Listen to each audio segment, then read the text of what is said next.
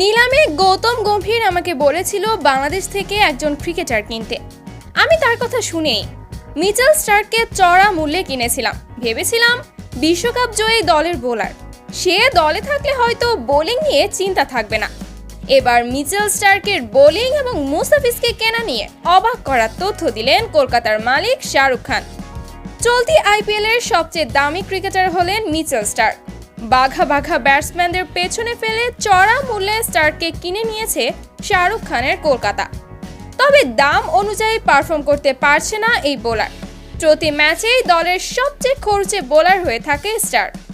গত ম্যাচে স্টার্কের কারণে তো প্রায় হারতে বসেছিল কলকাতা। শেষ ওভারে 19 রান দিয়ে হারতে বসা কলকাতাকে বাঁচান উইকেট কিপার ফিল সল্ট। দারুণ রান আউট করে মাত্র 1 রানে জেতান দলকে। তবে ম্যাচ জিতলেও মনে আনন্দ নেই শাহরুখ খানের। তিনি পারছে না স্টার্ককে বাদ দিতে, আবার পারছে না তাকে দলে রাখতে। কারণ বাদ দিলেও যে পুরো 25 কোটি টাকা দিয়েই বাদ দিতে হবে তাকে।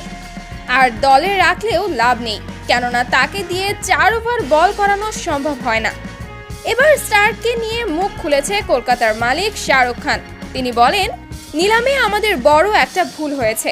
যেহেতু কলকাতা বাঙালিদের জায়গা, সেহেতু গৌতম গম্ভীরের কথা মতো একজন বাংলাদেশি ক্রিকেটারকে কেনা উচিত ছিল। আমি তার কথা শুনিনি। চড়া মূল্যে স্টার্ককে কিনেছি, তাকে কিনে কোনো লাভ হলো না। এখন তাকে বাদও দিতে পারছি না। নিলামে মুস্তাফিজকে কিনে নিলে হয়তো এই দিন দেখতে হতো না। বড় একটা বোকামি হয়েছে। পরের বছর এটা শুধরানোর চেষ্টা করব।